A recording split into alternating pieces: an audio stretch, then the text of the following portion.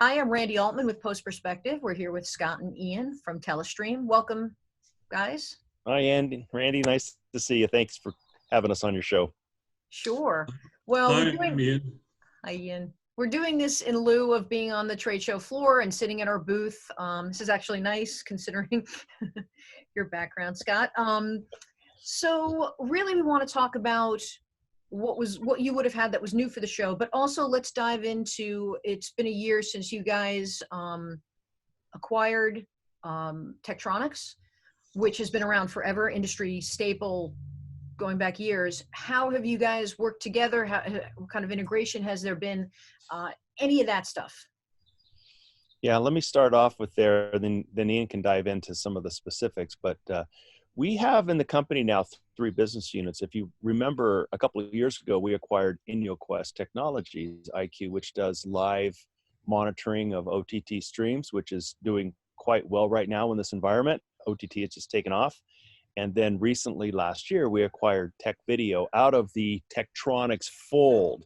And so the Tech Video team is now a part of the Telestream crew running under an independent business unit itself. And what's amazing is you think that a hardware company of like Tech Video and a software company like Telestream doesn't have a lot of commonality. But when we got together and started planning our roadmaps together, we started to realize that, holy cow, the people that need the hardware scopes and the measurement tools are the same class of people that need to do the transcoding and the integration in our software. So this customer base ended up being very complementary, and it has been more like a 1 + 1 = 3 rather than a 1 + 1 = 2 type of acquisition. So Ian, what do you think? So I'd agree with you. I think we fit in very much complementary, really, as we got involved with each other. Telestream, real strong specialists in things like file technologies, encoding, etc. The piece we specialize in is actually the live type signals, so real SDI, real 2110 in IP, etc. And so the whole lot becomes complementary. And I think it's worked out tremendously, actually. And so, and to be honest, that's the feedback we've had from a lot of our customers as well. So it's been and good. They're awful nice guys too. We really just like those Tech Video guys. It's always nice when 2 companies can come together and everything goes well and they get along well. It's always a good story to tell. So if there was an NAB this year, what product would you guys have been showing, if you can talk about that? Go ahead, Ian. Okay, so I can certainly talk about that to start with from a Tech Video perspective. There's a number of things that we're doing, but let me focus more on Prism and what we're doing there. So I think one of the big disruptors in the industry at the moment is dealing with things like HDR and wide color gamut. And one of the things that we've been focusing on is actually how you help the industry do objective measurements of those. It's very difficult to do HDR now just looking at a monitor. You can't do that easily because the monitor gives you no indication of exposure. There's a bunch of other things that will cause issues for you. And the old adage of let's fix it in post no longer really applies, because actually the tolerances that you have to be able to fix it in post have gone. So the one thing that we focused on is a new set of tools that will allow people who are dealing with HDR to do objective measurements. And so what are those objective measurements? If you think about it, it all comes down to light and light exposure.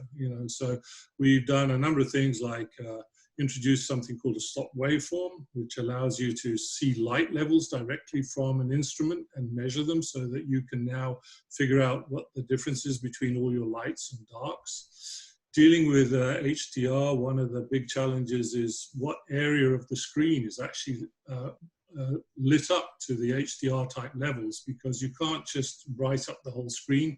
So we do a whole series of measurements now that will show you what percentage of your screen is covered by that. And then use of false color to actually help you actually set all of your exposure levels. So that's what we focused on. We've done similar sorts of things with color measurements. And then the other major trend that we're looking into is we've been leaders in the IP the SDI to IP transition. And we just keep adding to our tool set around those. So more measurements on IP, more measurements on compliance, so CARMAC, that sort of stuff. So that's really where we've focused, or where we would have focused our NAB presentations. Makes sense. Now, you guys, Telestream is positioned very well right now. I mean, everybody, once the lockdowns happened, everybody had to start working remotely, and that's something you guys know a bit about. So, can you talk about how you see things changing? Sort of the adversity breeds innovation kind of thing. Where do you see we're gonna be in a year in terms of workflows? You know, it's not going to go back to the previous world. It's going to be, people are realizing that, hey, this can work. So for example, right now I'm using a software product called Wirecast. So you can see I've got a logo inserted on my screen, and it's quite simple. But I can do remote production from the comfort of my backyard and do a live stream. So the technologies that are available right now are changing the landscape of what customers are able, and they're forcing themselves to do. The James Corden Late Late Show recently did a live production from his home, and it was using our software to be able to bring in remote guests and to stream this thing live. But in the past year, with the World Cup, we actually helped Fox Sports deliver highlights and replays remotely from Russia, but actually the production was done in Los Angeles. So they did not have to send all this kit and all these people to Russia or France for the Women's World Cup. They were able to do this production remotely. So the world is getting to a point where the internet bandwidth is big enough now, the pipes are big enough, and the tools are able to work remotely and integrate together. So when we get out of this lockdown, it's not going to be business as we knew it from the past, and which is a good thing. It's great. Yeah, things have to evolve, and I know you guys are probably familiar with the Movie Labs paper that came out saying that everything was going to be in the cloud by 2030. But there's an argument to be made that we're going to get there faster than that. Yeah. Now you need a camera on site. You need something to catch the light, as Ian points out. But then once you get that, what do you do with it? And live production is just one component, because there's post-production and there's editing, and then there's VOD assets. I mean, all of this stuff doesn't have to be centralized in a facility. It can be done remotely, and the cloud is a tremendous enabler of this tool. So you put your content in the cloud. Now, our stuff, for example, like our Vantage product, which is used by thousands and thousands of people, and almost everything you watch on demand on television goes through Vantage at some point. That now we've introduced this thing called hosted workflows, which allows you to take Vantage workflows that you've created on the ground, and you can put them in the cloud, and so you can process all the content in the cloud. That's new. That's another new thing for NAB this year, or virtual NAB. The only thing that I would just add on to what Scott was talking about there, and I think one of the major enablers around the remote production side actually is the use of IP to be able to transfer a lot of your information around.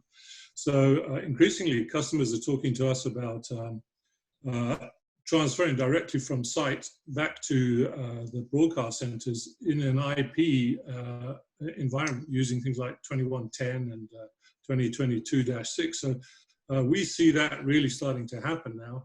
And I would just mention the one other thing that we're looking at now is how do you probe and see all of that being delivered? Because traditionally we would monitor the delivery end of a network, but actually this is now the creative end of a network. And so how do you monitor all of that? And it's worth me just mentioning that we're about to introduce a new product that will allow us to do all of that monitoring as well. So you'll be able to now monitor your creative end all the way through to the delivery end. And that product will be called Inspect 2110. And we'd love to show it to people as and when they'd like to see it. Fantastic. Where can people go to find out more about your products? Go to our website, telestream.net, and there's a full complement of details and case studies and workflows and solutions and white papers, and we've got a lot of assets for people to be able to peruse on our website. So, and if anybody needs to reach out, just call me, email me. That sounds great. Thank you so much, guys. I appreciate it, Scott, Ian.